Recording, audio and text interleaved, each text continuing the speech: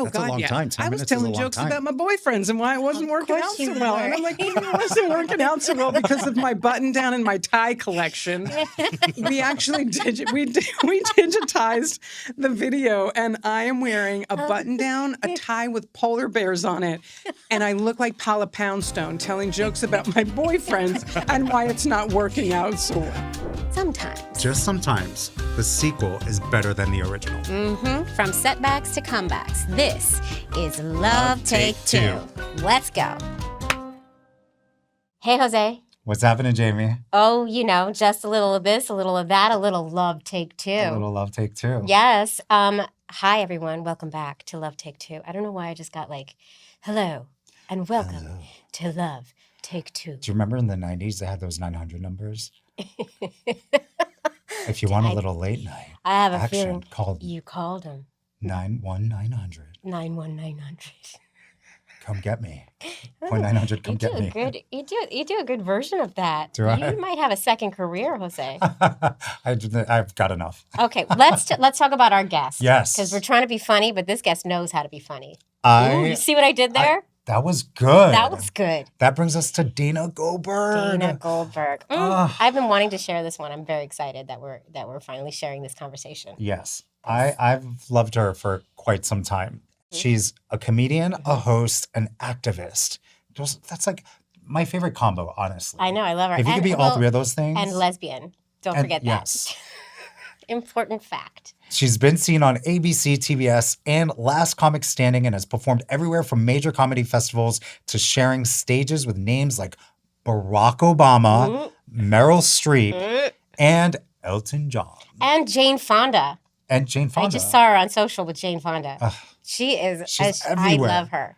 I love her. But she's not just funny, y'all. She's using that humor for good. She's helped raise, are you ready for this? Over $70 million for causes like LGBTQ plus rights, women's health, and HIV/AIDS awareness, all while building a loyal following and co-hosting the hit podcast, The Daily Beans. She's a badass. She is a badass.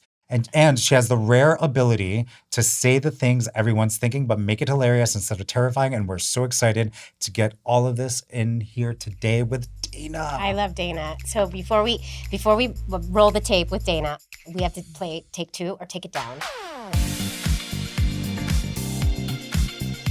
My take down is doing multiple intros in one sitting for the podcast. Don't give them the backstage access. Now they know. Yeah. Listen, we got to do what we got to do. Outfit change. I know. It's really a lot of work. It's really hard. I agree. We got to get better at it. Yeah. At doing it. Yes. What's your take two? My take two is doing them for one and done. One and done intros. Because it's always frantic. It is always frantic. And I love you for it. And I love that you keep putting the takedowns first. Look at you. Look at you. We got to accentuate the positive, Jose. No, every time we come in, we're bringing multiple outfits. Yeah, we are. It's a lot. We don't even know if this is we don't know what not we the were wearing outfit when we interviewed Dana. For Dana. I don't know. No. Okay, we're getting a little giddy. It's been a long morning. Yeah. Okay, my take two. This is going to be cheesy, is my wife. Oh. I love her so much. Sometimes I feel like I don't deserve her and I don't tell her enough, but she is amazing and she does all the things even when she doesn't feel well, and she always shows up for me, and I love her to death. So that's to my wife. Well, we love your wife for you. She's awesome. Yeah. Catch me next week when I'm pissed off at her though, and I might have a whole different story. That might be at the takedown. No, okay, my takedown is when you make a doctor's appointment, like they're like, oh yeah, just book the MRI, book the whatever it is, and then you go into the app, or you make the phone call, and they're like, yeah, that's 6 months in advance. Like, what? You just told me to book an MRI, and the wait time is always so long. What is that? I'm done with it. Clearly, I have an MRI coming up, but it's not coming up. It's coming up in like 2 months. I was going to say 6 months. So, I need it today, not in 2 months. I hate that. Take it down. Take it all the way down. All right, let's roll the tape with Dana, because we need to. It's time. We need to do another intro. Otherwise, there's going to be more takedowns. Okay, roll it. I want to start off with, do you remember when we met? Because I remember I think it was at the White House. It was at the because White I had Oh my God, stalked- yes. stop, both of you. please. I mean, we don't mean to brag, but it was at the White House because I had stalked you on social Not the media. current Fell- White House, No, yeah. this was pre-East Wing demolition. Yes. in the Yes. most beautiful East Wing Christmas party. I had stalked you on social media and fallen in love with you, and so when I saw you, I knew who you were, and then I probably approached and was like, "Hi, I'm Dana. You may not," and you were like, "Ah." It was lovely. It was so awesome. And I felt such an honor and a privilege to meet so many incredible people and to meet you there. And honestly, to be invited, I remember I would love to be invited to this holiday Honestly, party same. because I knew it was going to be an honor. And I had reached out. Like I wasn't even invited first. Oh my God, I wasn't either. Jose, we should have had this conversation. I was a +1 for that with my God. co-host for the Daily Beans, Allison Gill. She was Oh, invited. amazing. And Amazing. I was like, "Can you bring somebody?" Well, I reached out to the people that invited us for the Pride event, and they had said it was, it's full. I don't know. And then I was like, okay, just letting you know that I'm here, and it would be such an honor to go. It was crickets. And then a week before, I was like, I would be kicking myself if I didn't reach back out just to check in one last time. You did it. And then they're like, we got you. You're invited. That is a lesson in persistence. There it for anyone is. Yeah. watching. Like, There it is. don't take no for an answer. Do you know Gautam, who worked in last administration? No. Lovely, lovely man. He had been my contact because I had done some work for what I do in my job, which I know we'll get into, but the Gill Foundation and some of the nonprofits, the Human Rights Campaign, Lambda Legal. So Gautam was with the last administration, and he'd always say, whenever you want to tour, you want to go have some soft serve with Biden, let me know. And they never could line up. And then this happened, and same thing. I wasn't actually supposed to be there. And then last minute, I was able to. And I got to meet you. V, Under the Desk News, was there with us. There were so many people that I love and respect that are putting out such good content in this world. It was so nice to be in the room with everybody. It was and a just to magical evening. It was beautiful. Yeah. I really miss the Bidens. I know they weren't perfect, but my God, they weren't this. They weren't this. My God, they weren't this. Well, we're obviously so excited that you decided to come on, and you really have had an amazing career. But you've been able to take what you were doing and then now come into your own, and now you have your own your platform, and you have some really amazing projects that are coming up, but you have quite the history. If we're talking comedy, when I was younger, I watched Comic Relief. Do you remember Comic Relief? Yes, It's of Robin course. Williams, Billy Crystal, Yes. Oh my God. all of the Whoopi. people, Whoopi Goldberg. Oh, Yeah. And so I had wanted to audition, and I auditioned for my talent show when I was 17 in my high school, and I won. I had a 10-minute routine. Do you remember what it was? Oh, That's a God, long yeah. time. 10 I was minutes is a telling long jokes time. about my boyfriends and why it wasn't working course out so you well. were. And I'm like, maybe it wasn't working out so well because of my button down and my tie collection. We actually digitized the video, and I am wearing a button down, a tie with polar bears on it, and I look like Paula Poundstone telling jokes about my boyfriends and why it's not working out so well. What were your jokes about why it wasn't working out? Do you remember? I can't remember exactly. Because you know really deep down why it wasn't working out. I know, right? I know, real deep down. Because I had a crush on a girl on the softball team. That's why it wasn't working out. Obvi. I mean, I told jokes about the teachers. I told jokes about shopping with my mom and how embarrassing that was, and how I would put on bell bottoms and I could hear myself walking out of the store, and there were small children trapped in my pant legs. I don't know how it worked, but I won. Yeah. And I remember when I got on stage, I literally said, "Give it up for the MC," because I had learned that watching comedy tapes as a 17-year-old. And then I didn't touch a stage for 8 years. I had stage fright, and I got a degree in physical education because I'm a lesbian, and it's the law. It tracks. Because it tracks. It's true. All of this, it's so cliche. There's a whole story. I don't want to keep going on without more conversation, but there's a whole story of how my comedy career started. I wanted to go audition. There was a show that came through Albuquerque. It was called Funny Lesbians for a Change. And it raised higher education scholarships for women in the community. Mm-hmm. And I used to go watch my now colleagues perform. And I remember that feeling. I remember the laughter. And specifically Suzanne Westenhofer, she was doing a set in Albuquerque. And I remember the laughter she got. And since my high school talent show, I had never performed it again. And so there was an audition every year for this show, and I was afraid to go do it. Mm-hmm. In comes me falling in love with a woman who was a pilot in the military. And her dream was to fly. And so the easiest way to do this was through the military. And we had a beautiful falling in love. I was her first. And it was so interesting because I was very out in my life and afraid to go after my dreams. And she was going after her dreams in a time where Don't Ask, Don't Tell was actually implemented. So she couldn't be out. And the audition came through Albuquerque, and she was like, "You're going, and I'm going with you." Didn't prepare. I thought I could just walk in there and do my thing. And I walked in 5 minutes late, and they said, "You're going to have to come back next year." Wow. Whoa. Now, this is where things start to get even more intense because she and I dated for a little while, but I did not know what to do with someone who was deeply kind to me. I had dated some verbally abusive alcoholics and people that were just not very nice. And then there was someone that was really lovely put in front of me, and I did not know what to do with this. I wasn't ready. And she was going to get restationed. And I said, I can't date anyone long distance. So we broke up.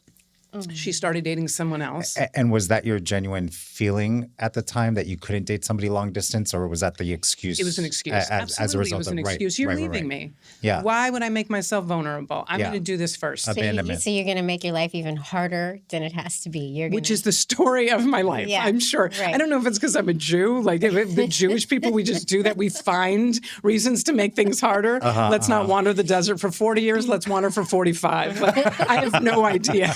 I remember someone wants to give me a Fitbit for the holiday, and I was like, I don't need to count my steps. Like we've done enough. We wandered the desert for 40 years. It was probably an excuse, Jose, for sure. Yeah. Yeah. I was 26. Yeah. I didn't have that like example. My parents had been divorced. And so she started dating someone else, and I started dating someone who lived in a different city. Oh my gosh. So much for long distance. Exactly. We stopped seeing each other. She got restationed. And we sort of connected. I remember sending a couple of, I think they were maybe pager messages back then. I think they were text messages. I'm not sure.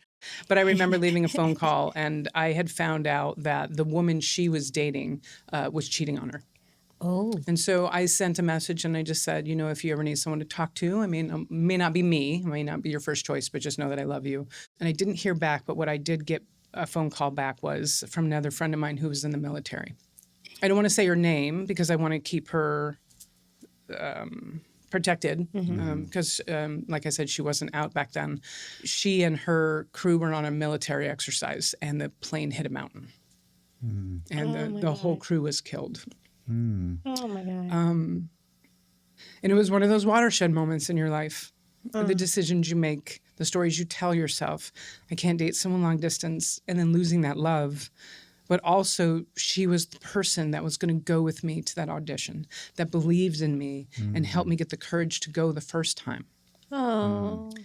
And so when she was gone, I had to make a decision of how do I honor not just her, but myself. And I went back the next year, and I auditioned for that show. And I auditioned at a dive bar in Albuquerque, New Mexico, where you could still smoke in there in front of 5 old dykes. And that word was okay because that's how they identify. And they gave me a 7-minute set in front of 650 people in a sold-out theater. Whoa. And I hit my first big joke. And I heard the most deafening laughter I'd ever heard. And I was like, this is what I'm supposed to be doing. This is my drug. Wow. I felt like I Yeah. could fly. Yeah. Yeah, it was awesome. And that person, my military love, is the reason all of that happened. And she believed in me and pushed me to go do that. And so it's led to so much over the years. And you sort of hinted at it at the top of the hour that the projects, I've been developing a 30-minute pilot comedy based on sort of my career, but also that love and losing that love. And I've also been working on a one-woman show for Off-Broadway talking about the trajectory of that and how it parallels to the world we're living in now of this government trying to, the trans-military ban. Before it was Don't Ask, Don't Tell. And it's always the same bullshit talking points. They're not strong enough.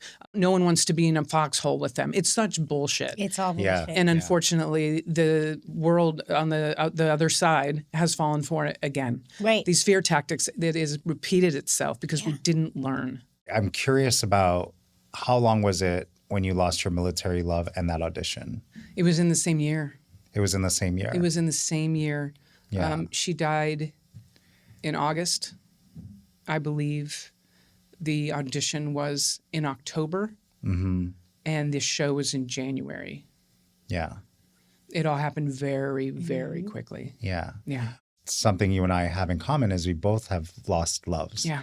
And I've been fortunate enough to speak about grieving like across the country. And, you know, the three things that I always say you need is have a strong support system, to be unapologetically selfish, because that's the only way you're going to get to the other side, to Good for you. be the victor. Good for you. And be there for other people. And the third thing, which I think is the most important one, is to have a sense of humor. Yeah. And you amplify that. Thank you. And I imagine, you know, her spirit was there with you that day that Absolutely. you auditioned, and it's so connected to sense of humor. I mean, you're about to do comedy on stage, and you know, when you say a deafening laughter, for me, I imagine one of those was her. 100%. I remember she had two services. One of them was a military funeral, obviously, and that was painful to watch, because watching a mother lose their child, it's unexplainable, and I feel, God forbid anyone ever has to experience it. It's something I'd never seen on someone's face before. But there was another service for her that I remember, and this was a long time ago, but I remember it being in a football stadium. Like somehow, like there was a stadium of some sort. And like I said, she wasn't out. So half of this people are these military people, and the other half look like Lilith Fair. Yeah. Like it was all these lesbians, and I'm sure these people At a are stadium. looking. A women's soccer game. Right. That's what it was. I'm sure these people are looking over there going, why are all these lesbians at her funeral? And there was there was a moment with her mother. Her mom found out, I think, about her being gay through the cards and the letters that I had sent her that she had kept. Oh, wow. After the fact. Yeah. So there was also a very powerful moment within that I write about, because her mom gave them back to me and said you must have been very important to her. It was just a moment between the two of us. But, you know, you were talking about how she's always there. There's also this juxtaposition, and I'm sure you'll understand this. There's a guilt of moving forward with my dreams, and now I get to be on stages in front of thousands of people and being in the White House and meeting people like you and Jamie and having these experiences, and she lost her life going after her. So this is strange guilt that you have about moving forward, that you have about falling in love again, that you have about being on stage and doing this. Even though you know that this was what you're supposed to be doing in life, it still is within you. It's still there. Yeah. And to give yourself permission to be unapologetically selfish. Yeah, that's right. I deserve to have this. I wish he was here to experience it with me. But if you make yourself small, then you both stop living. Yeah. And what's the point in that? Yeah, and I see it as you carrying on kind of her torch. I mean, like, what I thought of at first was like, oh my God, she's the fire that keeps you moving forward. Yes. But also there is the mirror side of it, which is the guilt and the pain of it, and two sides to everything. Sequel better than the take one. And we have such a hard time giving ourselves permission to be happy. Oh yeah, we do. All of us. Oh yeah. You know, and especially if we're part of a community that's told we're less than. Mm-hmm. And then it comes even Every more day. so. You're not supposed to have a marriage. You're not supposed to have a family. You're gay. Yeah. Yeah, you're not supposed to go after your dreams. Mm-hmm. Yeah, and we continually get messages like that through, and that's why I think we're one of the most resilient communities out there. We are constantly having our rights questioned, and still we go after, and still we find our loves, and still we get married, and we still have children. And we have those second chances of going, this is what we're going to do. And we're always here, and we were there then, and we're still here now, and nobody's gonna erase it. Nobody, you can't erase it. Like, we're just gonna be us. Yeah. It's gonna keep going, no matter how you push us down. Here we come. I'm gonna, Yeah, we're like gay, lesbian, trans weeds. That's what we are. And bisexual weeds, that's who we are. That's what we do. So we got into your Take Two really so quickly, and like what is the fire that carries you through this Take Two, and the reason for it, and it's always this like you said, like how did you describe the laughter? Like you found your drug. It was it was like this. I knew it right away. I knew that I was in my. We didn't call it a Take Two moment, but we're gonna say it for the show. But like I knew I was in my moment. Yeah. And then the job is to carry it through. Yeah. So how did you move through this new take two that you had found that you also felt profound guilt about and also a strong sense of fire to keep moving forward in? I think part of it came from that person loving you who was doing what they knew they were born to do. And everyone always asks me that. Why this? Oh, you picked such a hard career. I don't think I picked a hard career. I think when you're doing what you're supposed to be doing in life, doors open up. If you allow them to open up, they are there. You meet people. There's serendipitous things happening. You and I are sitting across from each other, and now Jamie and I are sitting across from each other because I started following you on social media and we met at the White House. Yeah. The universe is conspiring to help you if you meet it halfway.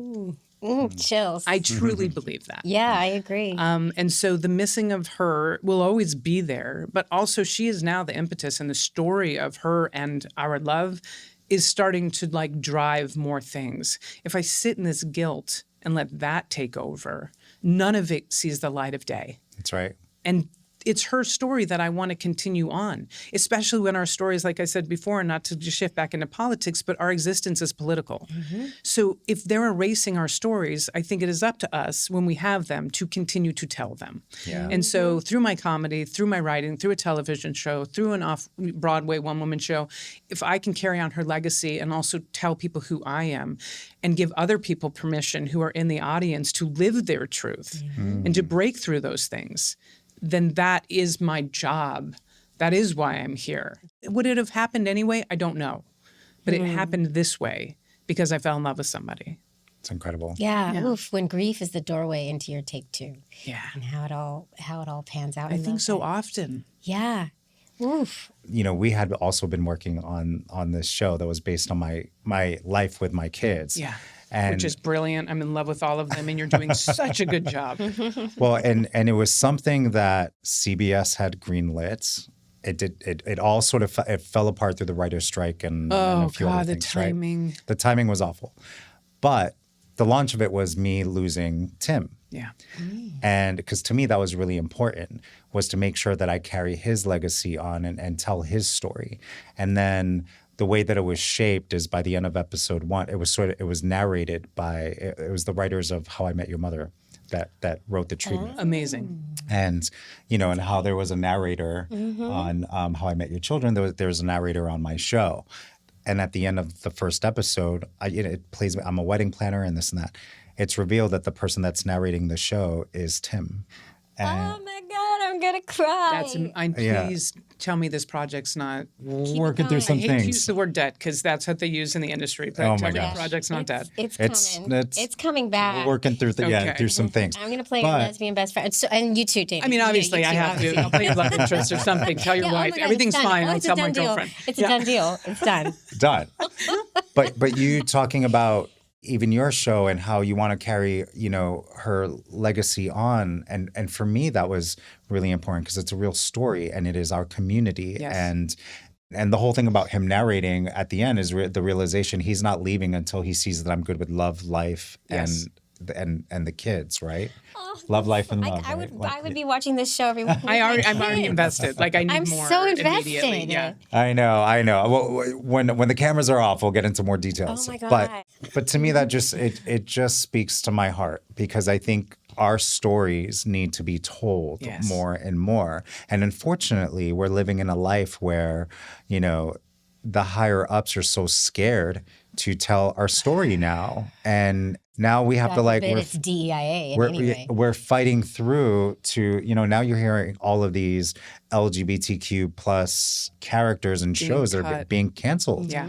that did well. Yeah. You know- I wish they would understand that we are such a marketable community. Oh, my God. Not only that, there are millions and millions of people. I work with organizations that know how many people support LGBTQ rights.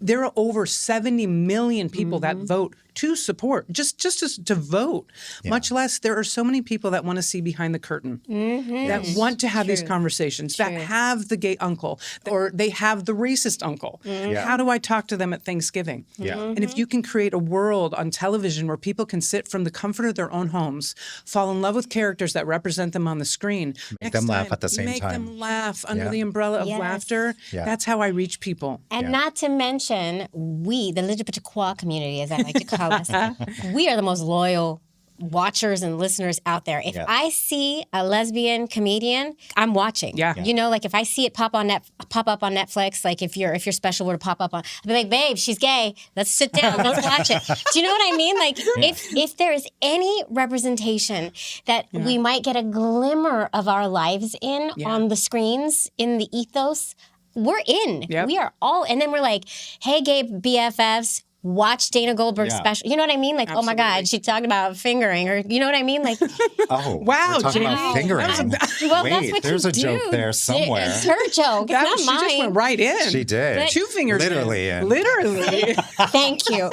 Thank you. Listen, I watch you. I've seen your comedy. People are funny. I think they're sort of shocked by my material because I've raised $70 million for nonprofits. So I do a lot of work at the LGBTQ nonprofits and mainstream Callan Lord organizations. recently, I just saw you. Yes, you amazing. did. What a great organization. They just hired Dr. Disco Demetrius as their medical director, which is so smart. I did hear that. Yeah. He's brilliant. I think when people see me live, they're not shocked. They're pleasantly surprised and a little bit like, maybe shocked of how dirty I can be and how much I push the line without going over it. Yeah, you don't. You just, you talk about fingers and stuff. Like, there's nothing wrong with fingers. Oh my God, that was the nothing shop. wrong It was the with shop. fingers. There's a shop teacher joke That's about the- when I that's was the one younger. I'm That's what talking Jamie's talking about. When I was younger, my nephew, who's brilliant, if anything goes wrong with technology, I give it to him to fix because I didn't learn on a computer. We learned how to type on typewriters. That's right. I remember. And if we probably took a half a semester of typing and a half a semester of shop class, and if you were smart, you took typing first just in case something went terribly wrong in shop class. And then I said every shop teacher I ever had was missing a finger on one of his hands, and he'd start the class and be like, "We're going to have 5 projects this year," and I'm like, "Does he mean 4.5 projects?" And then I'm like, "This is why you will never see a lesbian shop teacher. There's no amount of workers' compensation that can make up for this loss." 100%. See, I but mean, I heard. This is the joke that sticks for me because it's the representation. Because it's just funny. Like, come on. Oh, thank you for bringing up gay sex for like in a joking way. That is not. It's gross or like you don't have to think. But it made me think of like a thing that happened between me and my wife. That like you know what I mean. Like it's just it's the relatable stuff that gives you the representation that you need, and we make up a huge portion of the population, and we deserve our jokes too. Yeah, that's why I think, and there's some comedians that would disagree, but I don't think so. The way I make you laugh is for you to see yourself somehow in my material, whether it relates to you, you've had an experience. That's why it makes me really nervous when someone is on stage telling transphobic jokes, like Dave Chappelle, even though I think he's brilliant, I don't understand the whole transphobia thing that he's decided to carry on over and over and over and over. But it's the audience laughter that freaks me out more than anything. Right. So if you're laughing at transphobic jokes, if you're laughing at racist jokes, if you're laughing at misogynistic jokes, it is a representation of something within you, is my opinion. And that's why the audiences that come see me, I feel like I've had Republicans in my crowd. I've had people that aren't just like me. I'm able to build bridges and gaps between communities that can see themselves and in my humanity and their humanity, and we have these things in common.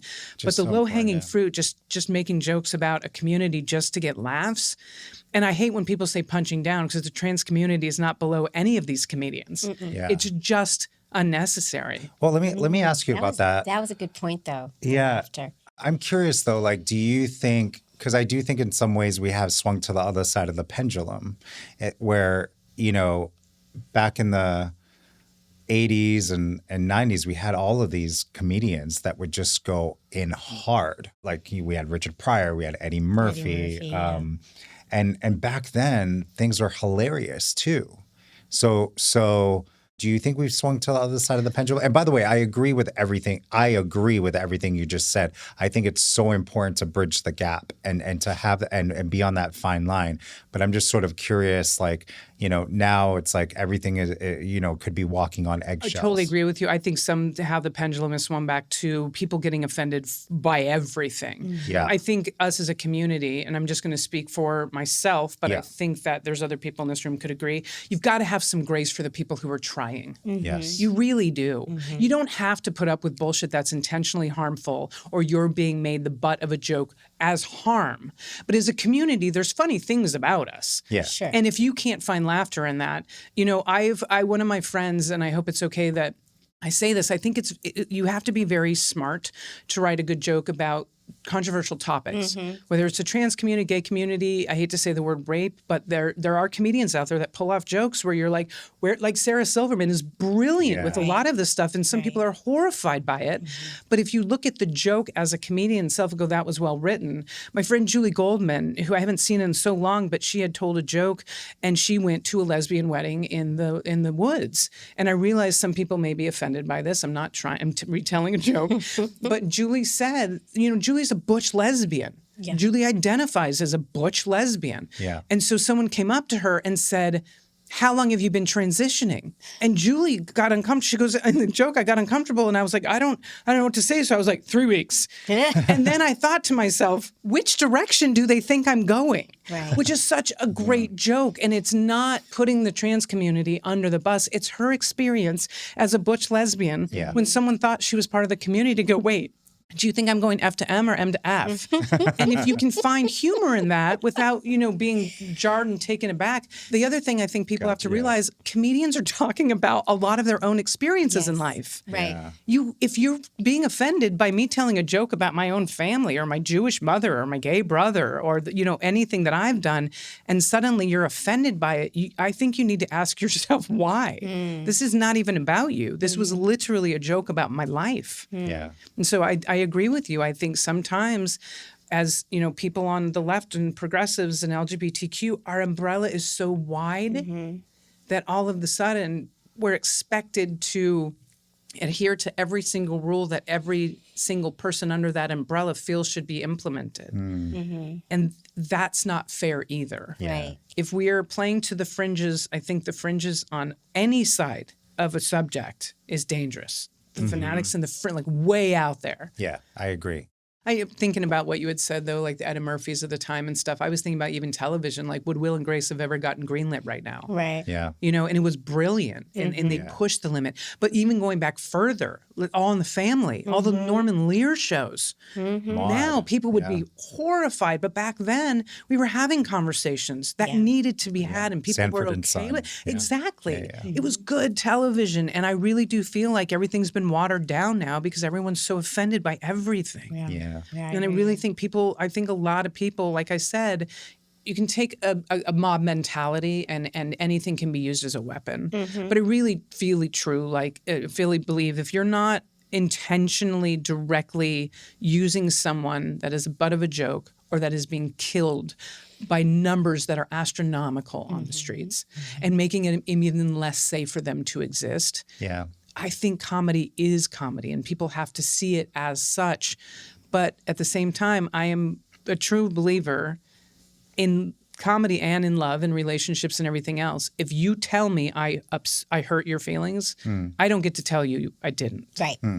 You're allowed to feel that way. I'm also allowed to know where the joke was coming from and what the intention behind it was. And we're both allowed to have those experiences at the same time without canceling each other. Right. Yeah. That's where it gets tricky and that's where it gets sticky.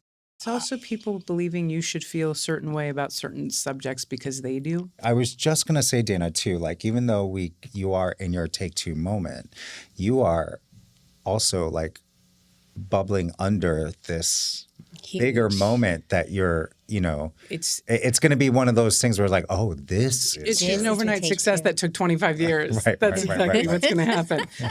You're absolutely right. I think I know for myself, and I've spoken about this a lot, something shifted in my career. Started in comedy, just full stand-up. And then in 2009, something shifted because the Human Rights Campaign had a live auctioneer fall out of one of their galas. And I was headlining comedy shows for them around the country. And they said, do you know how to do this? I was like, let's find out. Apparently, I'm really good at it. Well, that's a whole other crap. Which is wild. But what happened from 2009 until today, part of my career shifted into helping everyone else.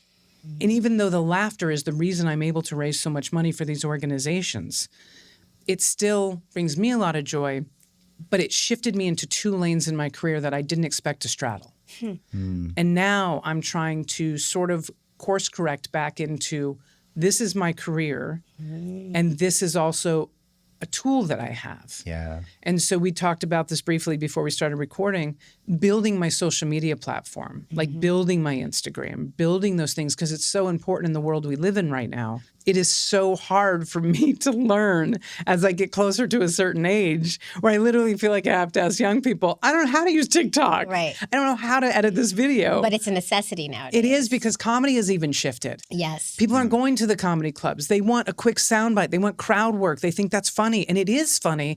But like the craft of comedy has somehow shifted that I have to keep up with somehow if I'm going to stay relevant.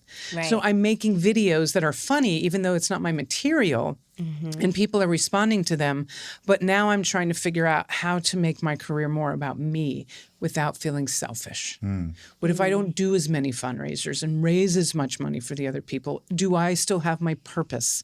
Are people still looking at me like I'm doing what they think I should be doing to help? A lot of people see me as a mouthpiece or a sound, someone who speaks for the community. And I never want people to think I'm speaking for the entire community. I speak for myself. I happen to resonate with a number of people that feel the same way. And that's it.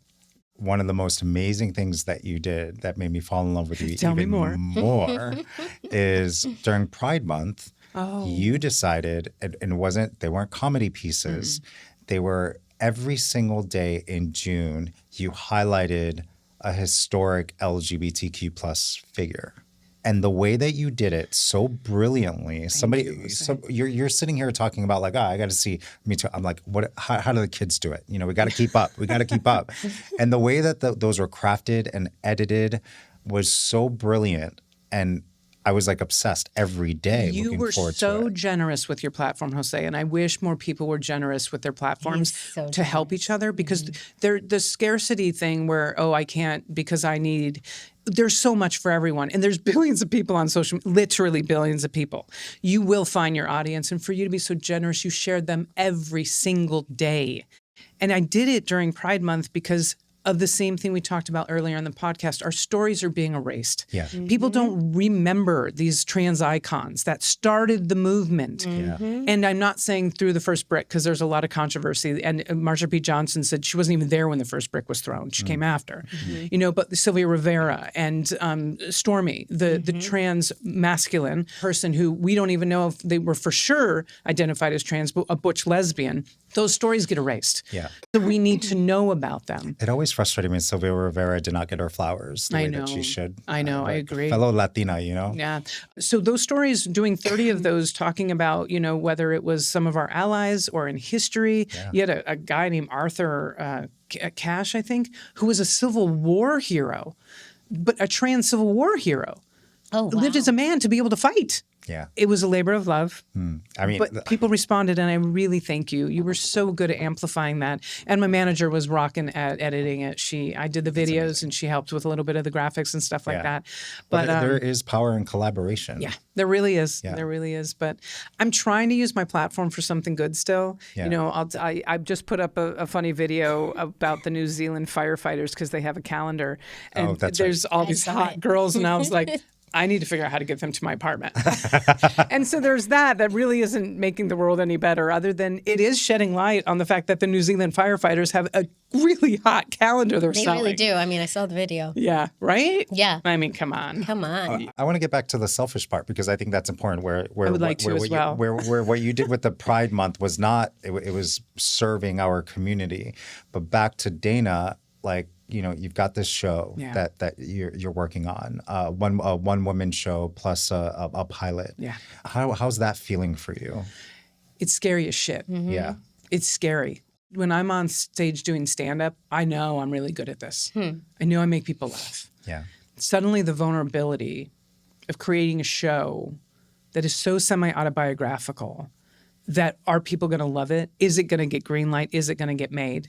The One Woman show is a little bit different because we have a little bit more control over stage. Yeah. I don't have to worry about higher ups deciding whether or not they think it's going to make a lot of money. Broadway's different. Right, right. The things that they put on stage, they know people want this. They crave it. They need the diversity. They want the inclusion. So this part is a little bit scarier. I'm learning on the job. I'm learning how to write in a way that needs to fit into the script format. I'm learning how to do character development. I'm learning how to make things more theatrical. I think one of the things that I'm not used to is dramatizing things even more than they are because it doesn't feel as authentic as just telling your life story. But sometimes you need a little bit of a zhuzh. You know, you need a little bit of a thing in there that go, okay, well, that wasn't exactly what happened. You know, and at the same time, most of it is what happened. Yeah. But the television show, you know, you have these characters that are amalgamations. I think Is that a word? sounds good I don't to know. Is me. that right? but- Someone think write so. in. There's a That's- I comment think section, that- right? that sounds good to me. Amalgamations Yeah. of different people that you get to take these characteristics of everyone you know. Almost making caricatures of themselves, Yes, right? yes, Yeah. yes, Yeah. exactly. Yeah. Doing those projects, for me, it's amazing how much I will procrastinate something when it is just for me. Because if I was doing it for you, you would have the draft you need by a certain date. Totally. What You know is what I that about humans? What is that? I think we're afraid of our own success and our own light because then we Yeah. have to, like, especially in the world we live in now, if you get a video that goes viral, what's your goal? We hope all of them go viral. Yeah, of That's course. not what we should be doing. Right. We should be making content that makes us happy, Yeah. that we feel like represents us, and hope that it resonates with someone else. You should be doing what feels good. You Yeah, should- the and viral also- stuff is a byproduct, which is great, but it Right. shouldn't be the reason you're making art. Well, that's what I'm getting from kind of your story and what I feel like I'm getting from everybody, the stories that we're telling on this show. Like, yeah, we have our take two moments and we step into this new space and in many ways it's amazing and it's better than it was before. And also the work doesn't stop. Now I have to work harder to maintain finding what it was that got me into this beautiful space that feels right, which is hard and scary as fuck. Yes, the vulnerability behind that. Yes. It's literally like doing the work and then you're doing therapy like on a public stage. All without knowing what's around the corner. No. Right. And you never know. You never know. And that's why you have to just keep doing it. And the stakes feel higher They do. in the next phase. It's also a weird thing where when you get to this certain place, you're not in control of everything. And you have to hope that the people that you're working with, one, they have your back. But you also have to tough. somehow convince people who are higher ups Yeah. that this is important work and people want to watch it. Like, it's bizarre. The world of Hollywood, and I'm not saying I'm in Hollywood, but you know what I'm talking Yeah, about. I understand, Entertainment yeah, is yeah. bizarre. Yeah. Why anyone does it is fucking crazy. Yeah. But we still do it. And we still want to get our stories out there and we still write. It's the same thing as putting yourself out there to date after you lost the love of your fucking life, Jose. Yeah. To allow yourself open, to have someone come in, to meet someone else that you trust with your heart and those three beautiful hearts that you've been raising. Those stakes are so much higher. They're so much higher. It's been a journey, but there was a couple X's there between Oh God, The it took first and me, last. I mean, a lot to find the person that I'm with now that it feels like I finally found someone that I feel like, and I don't want to say is an equal, but there was so much chaotic dating and so many choices that none of them were bad. I had some lovely relationships that just weren't right. Yeah. But I learned so much. I found my voice to ask for what I need. We all have our core wounds. We all have those things we need to work on. And when you meet someone normally, you somehow attract someone who's going to trigger those for you. And you either make a decision to work on them or you don't. Yeah. Or you picked a partner who will work on them with you or you didn't. And that's another thing that you have to figure out, whether or not that person is right. Because you can work on your stuff all day long. If the other person's not meeting you where you stand, it's not the right relationship anyway. That's right. So, And it's been 3 years, right? yeah, 3 we've been years, dating yeah. for about 3 years. Yeah. So one question that we do like to ask all our guests is, what's something that your younger self would be shocked by? That I have makeup on. It didn't even not even take a second. Like, I still sometimes get shocked by the fact that, like, obviously I put on makeup for this. I don't wear it during my everyday. Like, I think about that when on my Instagram videos. Like, I look like a lesbian, like a little, my hair's up in a bun, and people look shocked when they see my hair down. I look to different people. But I think the younger person, if I was like, you're going to wear makeup when you're at work, I would have been like, no, I'm not. No, I'm not. Wow. Yeah. I love that. So from day one, you're not into makeup at all. No, are you kidding? I'm a little tomboy. Yeah. I also didn't know how to apply it. Yeah. Right. I didn't really know how to do my hair. I didn't know how to apply it. And then I just took a couple lessons because as much as I do out in the world, many of my gigs don't provide hair and makeup. Yeah. So I do it myself. Yeah. And sometimes I like it better that way. You know, there's some makeup and hair people out there that think they know how you should look. Right. And you don't look I like want to you. feel comfortable on stage. So if I feel uncomfortable in hair or makeup, it's going to translate in my work. So I just do it myself. I know how I feel good. You look amazing either way. Thank you very much. You do. You do. I would be shocked that I'm this short.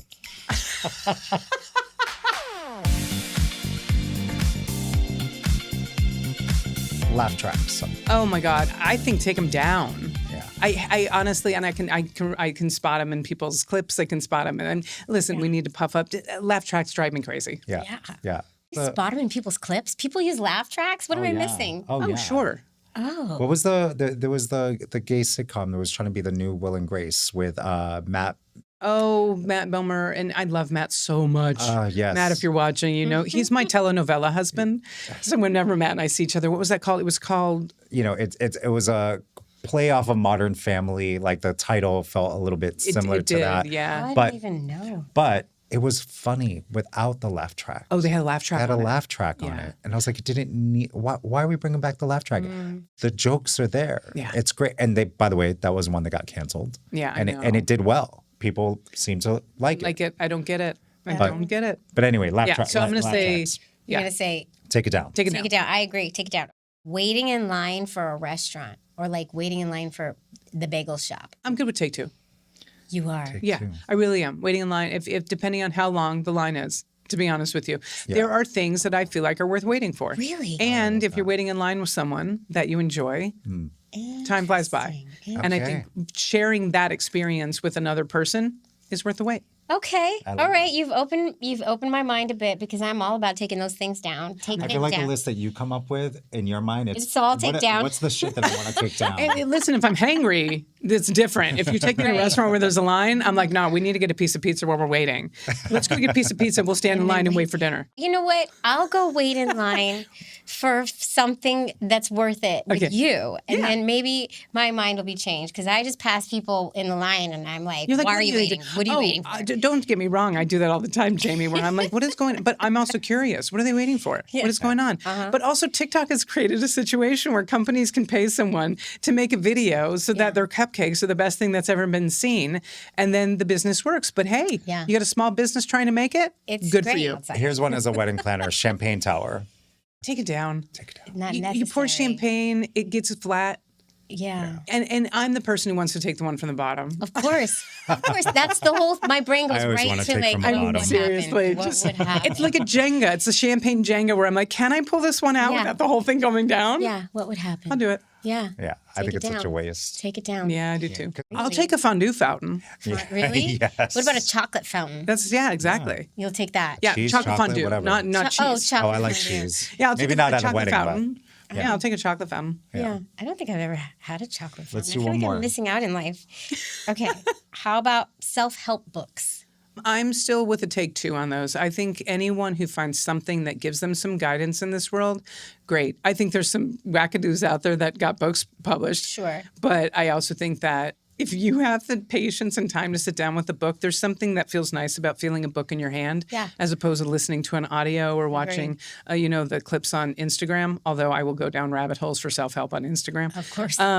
Yeah, but I think there's something about having a book and seeing that on the pages. And I think if you can find something in this world that makes you feel less alone and gives you some guidance, good for you. I actually that. wholeheartedly agree with that one. I do. That's a Okay, take good. two for me. all Take right, two. I love that. Yeah. Go do something nice for someone in the world today. That's right. You and me. Yeah, this This is great. has been amazing. Thank you. Thank you Dana. for having me. Well, folks, that's a wrap. Thank you so much for tuning in.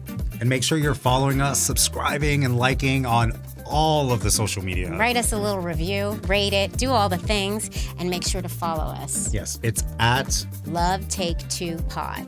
That's Love Take Two Pod. Do all the things. Thanks so much. We'll see you next time.